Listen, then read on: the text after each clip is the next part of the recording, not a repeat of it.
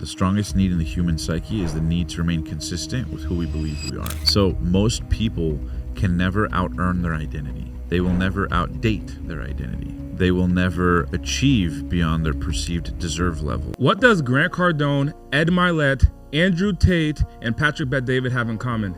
They've all been interviewed by Omar Ellatar of The Passionate Few.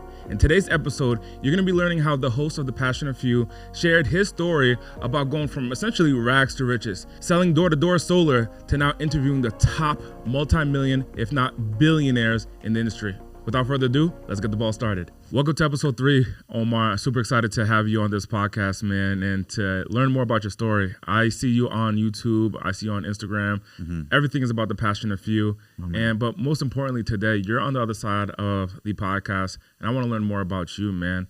So let's get started. And now, what I've known you for is The Passionate Few. Yes, but I would love to hear your story, your journey before The Passionate Few. How did you start in the entrepreneurship world? Yeah, man. So first off, thanks for having me on, Andy. Always appreciate being on the other side of the fence. I love the setup here in the studio in Vegas. And yeah, man, first and foremost, I also want to honor what you're doing because I know you've been on a mission for a long time. There's a lot of new players in the space, but me and you go way back, bro. Yes. 2017, 2018, conferences early on, Young Hustlers. But yeah, to answer your question, yeah, so the podcast and YouTube show I started several years ago. I was in the middle of a breakup and like rock bottom, and I was in a bad situation. But before that, didn't have a plan to do a podcast. I was working in solar. I was knocking door-to-door sales in solar. And then I did really well in solar. And then I got promoted or recruited, so to speak, to go sell clean energy at Tesla. Right. So I went from knocking doors in solar to then getting recruited to actually sell electric vehicles at Tesla.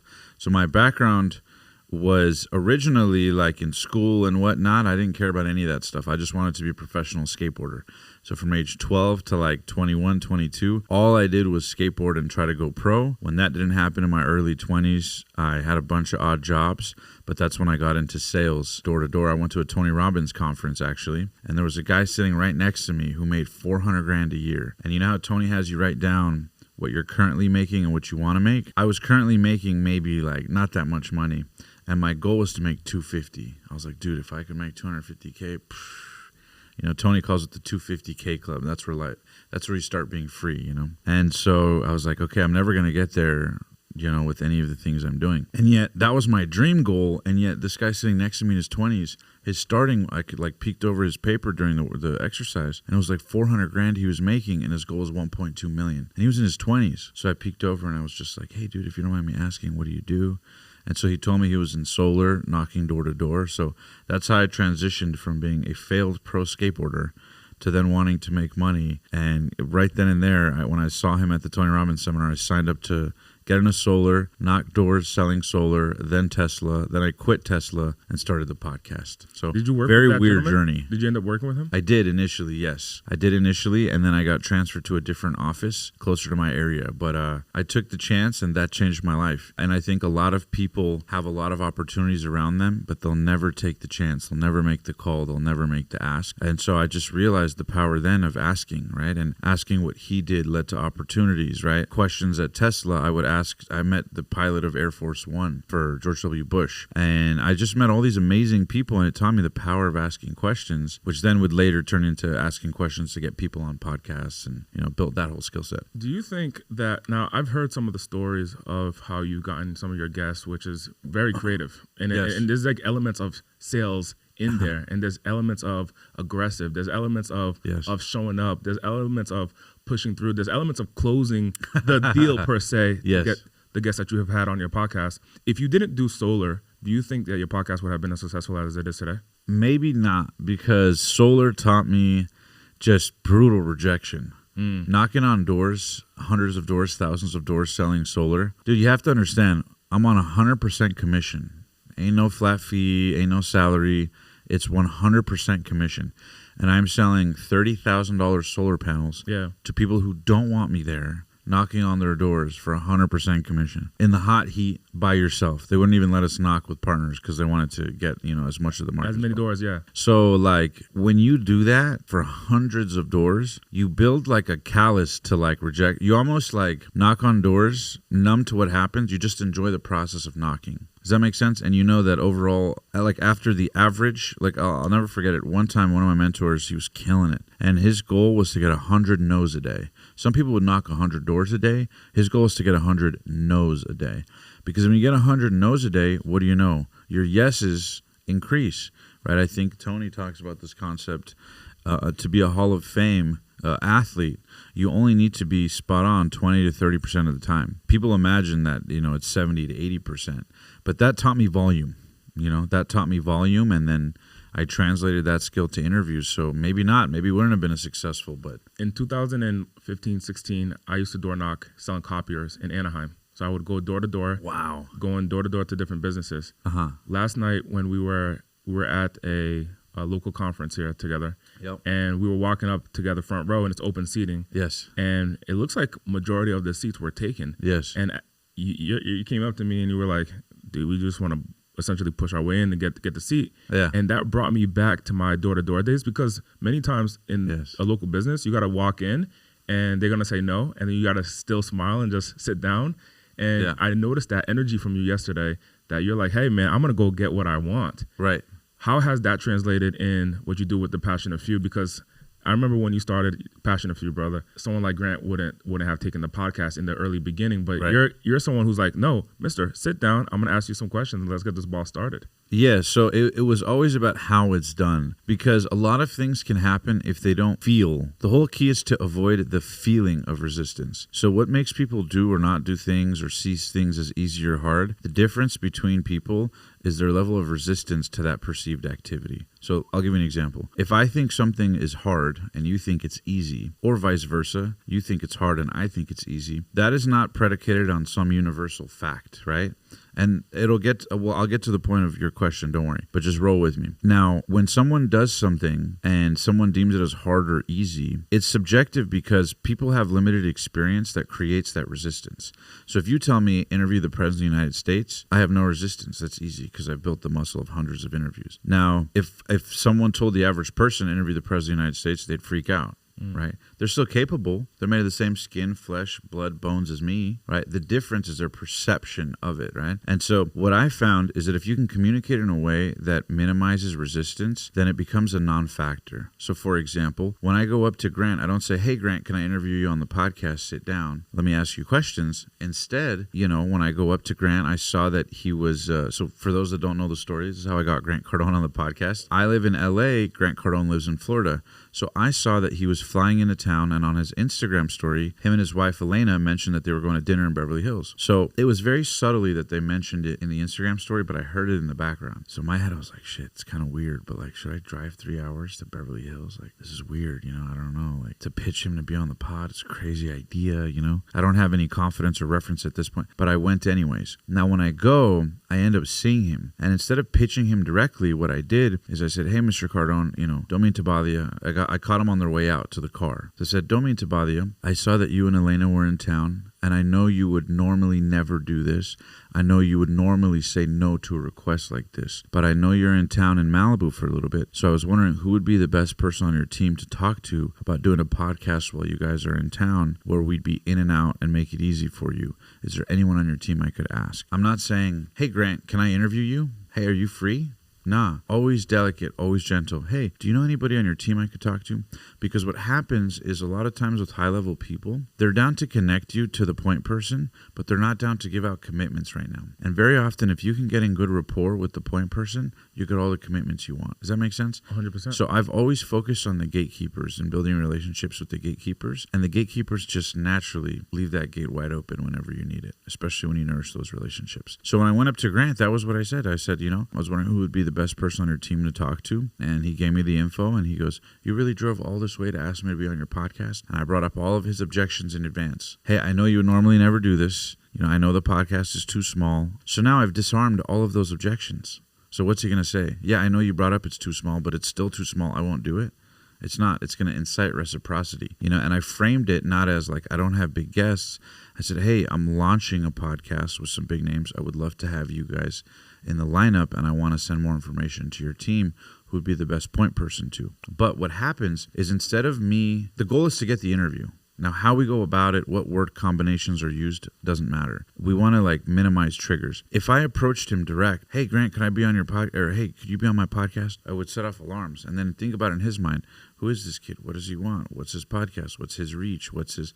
You're gonna instigate and provoke all those questions are gonna be reasons for him to say no. But if I frame it as, hey, we're just launching, so now we've handled the objection of why there's no audience. Hey, we're launching, so boom, we check that off. Hey, Grant, I know you would normally never do this. Boom, check that off, because now I'm acknowledging that he would never do this and he shouldn't do this. And then I'm saying, who's the best point person on your team to talk to about it?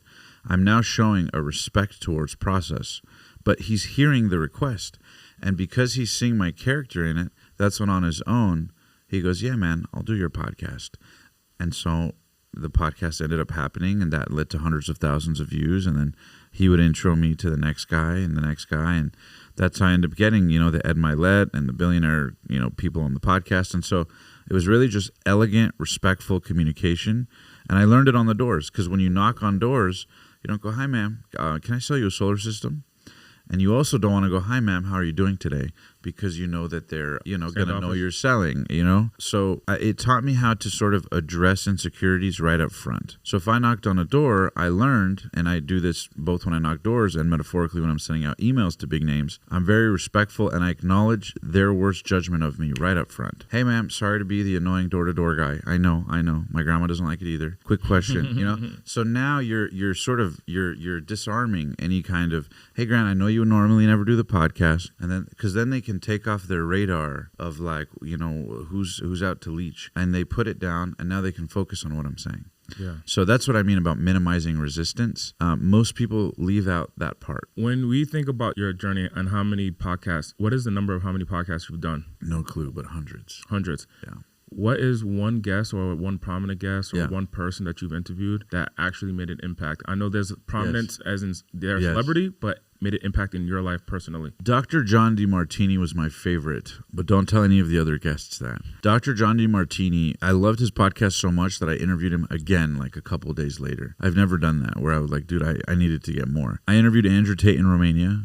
Flew to Romania. That was like 5 hours long. That was pretty crazy. John Paul DeJoria, billionaire, founder of Patron Tequila and Paul Mitchell Shampoo and Conditioner. He was homeless at 37, and he ended up building not one, but two multi-billion-dollar companies. That was pretty crazy. The creator of Hot Cheetos, who was a janitor at Frito-Lay, who cold called the CEO and pitched the idea of Hot Cheetos. That was pretty inspiring. I mean, yeah, I've done hundreds of them, but off the top, I would say the stories are just, the weight of their advice is so heavy because of their story. You know what I mean? Your story gives weight to your wisdom. What was the impact that you experienced from one of them that actually shifted your life after the podcast? Yeah, so Dr. John Demartini talked about 3 concepts that I love, bro. And he said, if you don't fill your day with high priority actions that inspire you, then by default, your day will fill up with low priority distractions that don't. Again, if you don't fill your day with high priority actions that inspire you, then by default, your day will fill up with low priority distractions that don't. And so Tony talks about this, right? Tony Robbins, where seeds don't grow, weeds do. And most people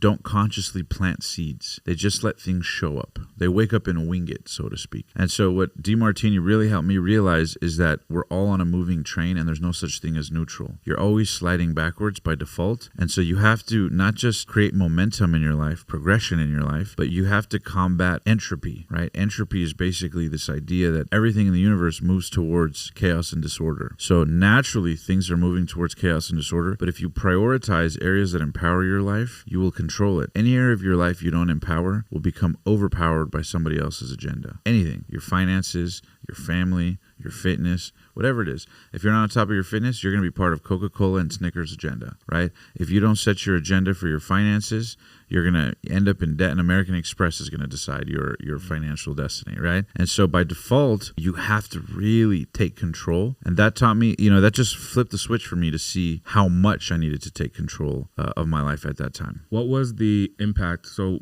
who were you before that podcast and who were you after? What actually shifted? Was it relationships? Was it your finances? And what's the story there? So I shared 2 things from him that I learned, but the third thing that was probably the most powerful is that everything in the universe is perfectly in balance. And what I mean by that is, like, say your body, right? Say when the average body temperature is 98.6 degrees. When you get a cold or a fever, your body naturally wants to regulate back to homeostasis. Does that make sense? Mm-hmm.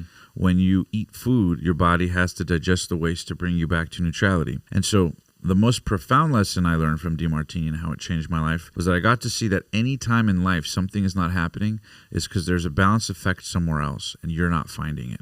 For example, anytime you lose a client or cash flow or a chunk of opportunity, it's because there's a parallel thing in the universe that is giving you another opportunity. This is true of relationships. This is true of anything that you can think of, right? Think of a time when you got superheated, right? Like superheated, people tell you, calm down. What is meditation? Equilibrium. Think about a compass, north, south, east, west.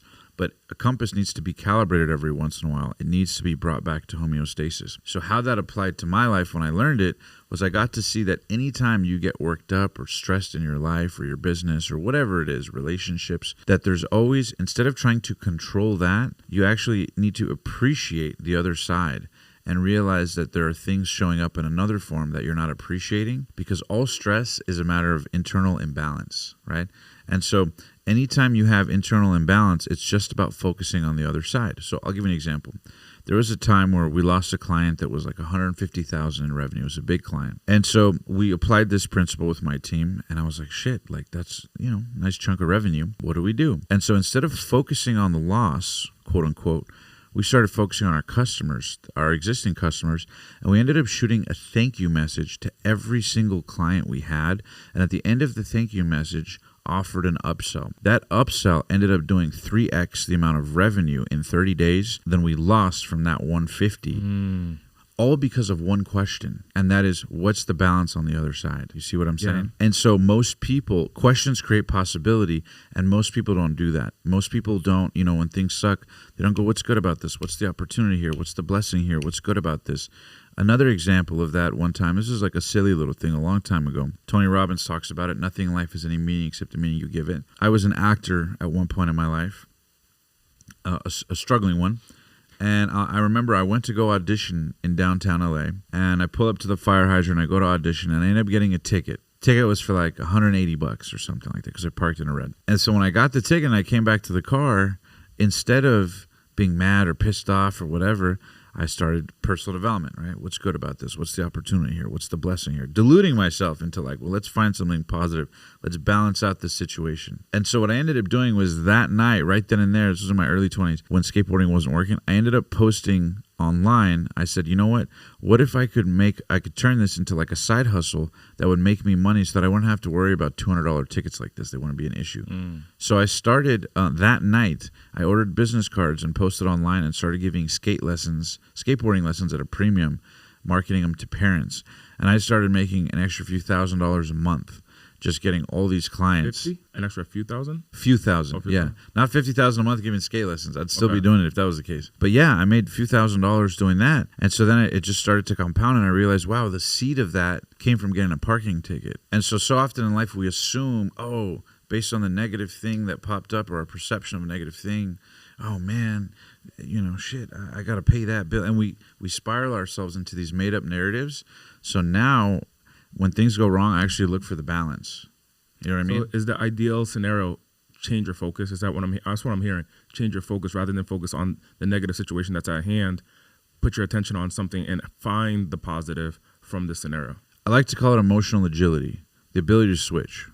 Right. I think that is so important. I just had Grant Cardone on the podcast and we were talking about that. I said, what trait do you notice among the most billionaires you've been around, et cetera? And he goes, their ability to be emotionally versatile, their ability to get in an argument with their wife and be able to 5 seconds later turn it off and run a meeting totally present with the employees, to change it and then be totally relaxed with the boys, and then to change it and then focus on writing their thing. The ability to like be emotionally switch without consequence from one leaking into the other. I think that's a muscle. And I think the better you can contextualize and build that muscle, the more choices you have. Because all restriction, all stress comes from the perception of limitation of choice. Does that make sense? Even freedom. Why do people want to be financially free?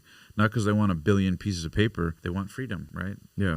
And so many of us have so much freedom mentally and emotionally, we never exercise it because we're bound by these made-up rules. So for me, when things go wrong, what's good about this? What's the opportunity here? What's the blessing here? What can we do about this? What's good about this? What are we learning from it? And so you make that the bigger muscle, then, oh shit, I got a parking ticket. What's the difference for your enterprise in the future? What do you envision that you're going to be creating for your future? You've been doing hundreds of podcasts. Yeah. You have clients. What are your clients purchasing from you today? Yeah. And then what's your enterprise look like for the future?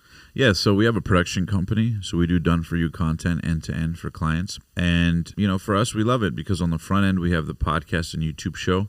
So we obviously monetize that through sponsors, affiliates, and JVs, our own programs. But then also it brings in some of the most amazing clientele ever. So it's been awesome, man, getting to do that. On the back end side, production-wise, the joke I make with my team is hiring, firing, and inspiring, right? So it's like constantly trying to hire good people, good leaders, trimming the fat where you need to, which is, a humbling lesson. And then focusing on the inspiring content we create, and if the better we can hire, fire, and inspire, the better things happen. In terms of enterprise value, I have a few projects that I'm working on with partners. That's another thing, too, that I learned from Dr. Demartini in a lot of these interviews is strategic partnerships and the concept of who, not how. So right now, when you ask about enterprise value, instead of just thinking about Omar has to be the CEO of everything in my portfolio, I've totally flipped that, right? I have found that the most, for example, Tony Robbins, right? I actually ran into him in Florida. So this is a funny story of how I actually got Tony Robbins committed to the podcast. I was actually in Florida. Tony Robbins and his wife walk into the restaurant, coincidentally. I end up buying the table. I end up paying for their whole bill. Tony's kind enough to call me over to the table to thank me. And in that moment, got to talk or whatever. Then Tony, on his own volition, goes, dude, I appreciate you. He was very generous to take care of my family. It was like 15 family members. He goes, yeah, would love to be on your fucking podcast. Pardon my language. But that was the way he said it. And I was like, holy shit, that's crazy. But my point in sharing that is that a lot of times it's like when you live in disproportionate good energy, what's funny is that day we actually had plans get canceled. And so to me, because I had that open window, I said, well, you know what? The plan got canceled. What can I do with this open hole instead of getting pissed that it got canceled? And I was like, oh, let's go to the restaurant that Tony and his wife always talk about. And coincidentally, we go and he was there. And that created a podcast interview, So my navigating an open window of something got canceled led to a Tony Robbins podcast. You see what I'm saying? Yeah. With a positive mindset, all roads lead to positive outcomes. So for me, with my JVs, my mindset now is how do I partner with the right people? So how do I focus on my superpower? And Tony talked about this when I met him. He goes, dude, I run 140 companies. My superpower isn't in all of them, but my superpower is in consulting the leaders that run them. And so he can get a piece of the action because he's playing a pivotal role in other enterprise value organizations, right? So for me, I'm doing that in my own way, right? Like, what are my superpowers that I can do and bring disproportionate unfair advantage to other companies and partner with them? So enterprise value, it's all about partnerships. What I'm seeing that's consistent between your story is the opportunities in the show up. Like, you're consistently showing up. Rather than being in beat up, you're like, hey, or a self beat up, I'm gonna show up regardless of what has happened. Yes. It seems to me that there's conflict in your stories. There's some type of conflict that takes place that could put you in isolation, back at home, in self beat up. But instead, you sprout out of that conflict and you show up. And when you show up in that scenario, you're constantly winning. Like, there's a consistent journey of conflict, win, conflict, win, conflict, win. Yes. And also, you sort of, I do believe you sort of create your own waves. Most people, metaphorically, one of my buddies, Jared Getz, he told me this beautiful concept. He's one of these entrepreneur friends of mine that every time I talk to him, his multi-million-dollar ideas just keep working. And he told me this great advice. He says, ride the wave, don't fight the current. Ride the wave, don't fight the current. So many entrepreneurs try to force their team to fight the current, or they themselves fight the current, instead of riding the wave. And so one of the things that's been really interesting that I've seen is, like, it's not so much that you have a positive attitude, it's that you can kind of create good energy. Like, I'll give you an example. I was just in the casino, staying at the Wynn Encore here in Vegas for the event. And I told my buddy, I said, dude, let's create some miracle energy, right? Like, just out of nowhere, right? Let's just live in an energy of, like, blessings are going to happen. And I end up going through the Vegas lobby and running into Andrew Yang, who was a presidential candidate. Like, literally, he was just chilling there in the lobby. This was 5 minutes after I told my buddy, like, yo, let's create a magical energy for something epic to happen. And that happens. Then I run into David Goggins at the Wynn Encore. And my whole life, I have this. In this trip? Not on this trip, another trip prior. It was the same hotel in Vegas at the Encore. And so I've just had so many of these references where people could call it a coincidence. But dude, my whole show was not people I was friends with. It was me slinging the impossible DMs and emails and phone calls and showing up to get interviews so that people would watch and they'd be like, how the hell did he get this guy? How did he get Andrew Tate? Yeah. How does he get that? I love that shit. It makes me feel like a magician or something, you know?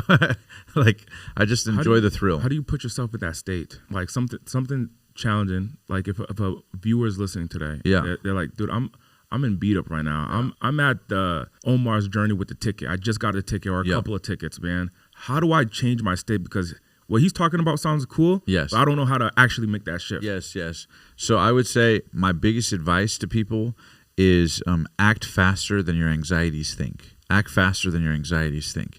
It's something I learned from skateboarding early on. Like a lot of times what happens when you're rolling up to, like, let's say a 10 stair, right?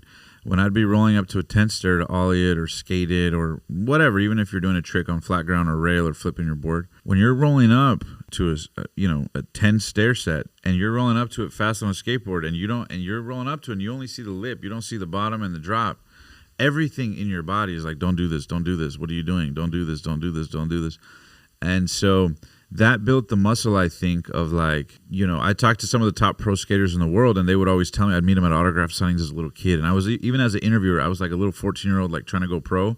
And I literally would ask like pro skaters, like, hey, like, how do you tune out the fear? And I would always ask that. And they would always tell me like to try the first attempt before you realize what the hell's going on. And so I took that to heart right away. Even my team, for example, someone on my team brought up like, hey, well, that'd be cool to get Jim Carrey.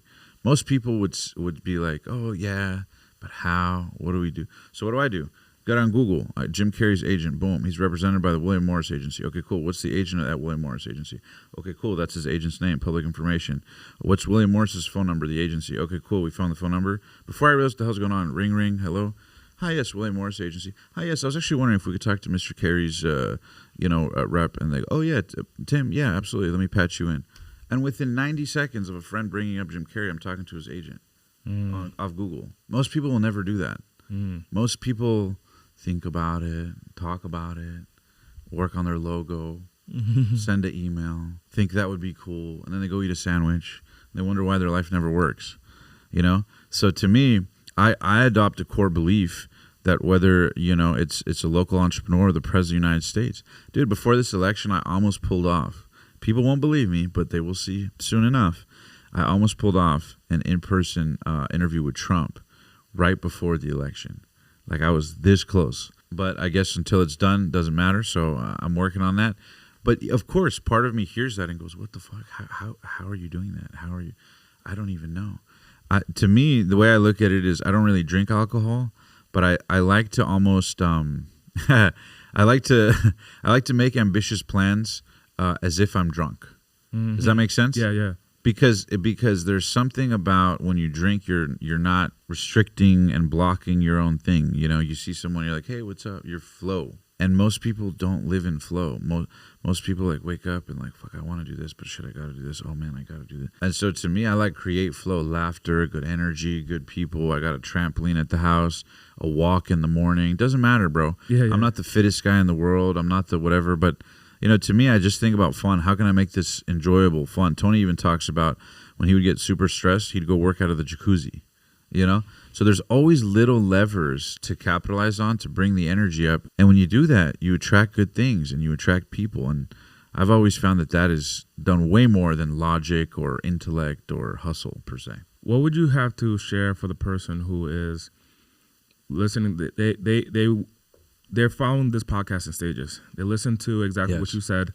They went from getting the ticket. They transitioned their mindset. They're looking at things from a different perspective. They start showing up. They start taking advantage of opportunities, and they start showing up powerfully. And then they're like, you know what? I like what Omar has done with his journey and his career.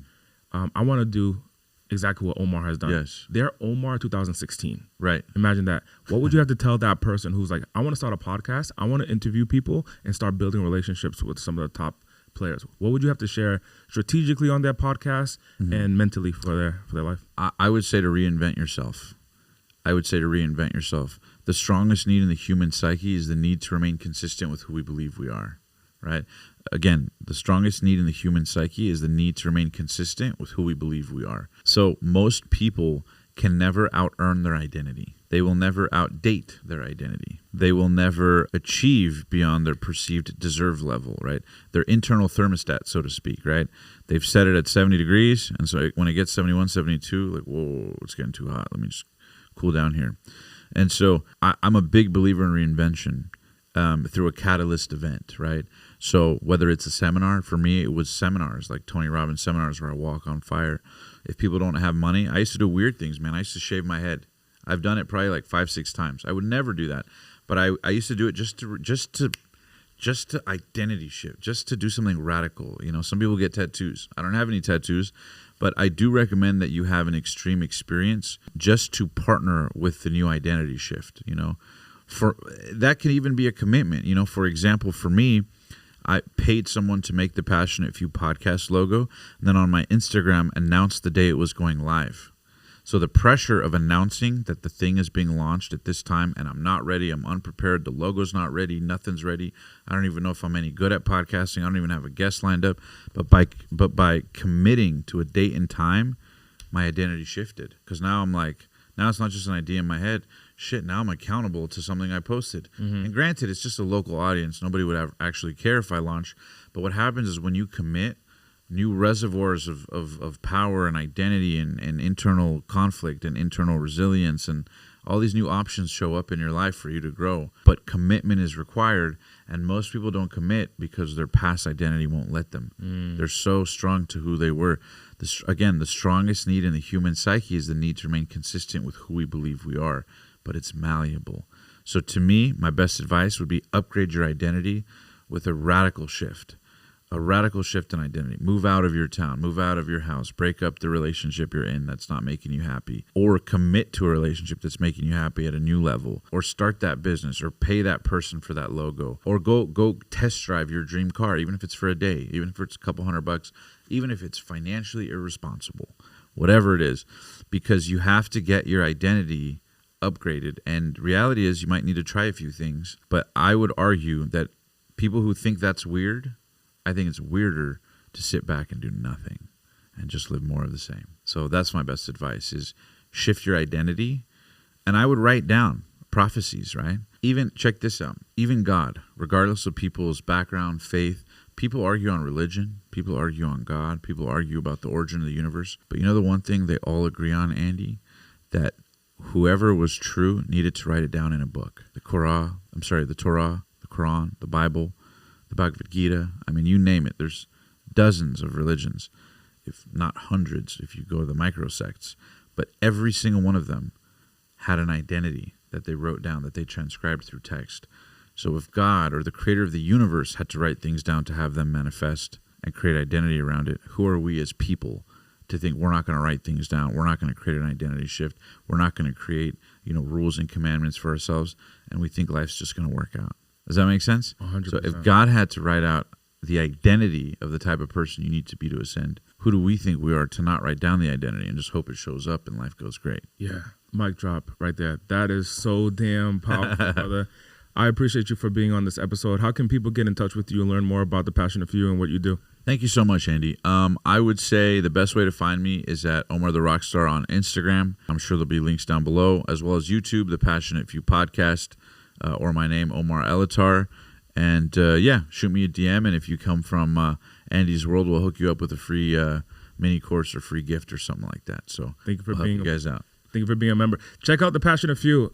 In my journey of podcasting, every time there was a time when I did my first podcast with Sam Bakhtiar. Yes. On my way to Sam's house to do the podcast, I went on YouTube and I watched Omar's podcast with Sam Bakhtiar, and that prepared me very well. And that actually launched the relationship that I had with Sam. And Sam then, after that, introduced me to my wife. So because of the Passionate Few, man, it started my journey here, and I'm excited to be on the other side here interviewing you, my friend. My man, I appreciate you, and it's been awesome. I did not know that Sam introduced you to your wife. My wife worked for Sam. She was one of the employees at the camp, the camp, and I had Sam speak on my stage. And from there, I did a podcast with Sam. Yeah. From the podcast, I said, we want to speak on my stage. He came to speak on my stage, brought in a bunch of people from his team. My wife was sitting there front row, started that relationship, and then we left LA together, and now we live together. Now she's my wife, man. Wow. married together. You heard that interview with Sam? On my way to Wow, dude. years ago. Years ago. So awesome, bro.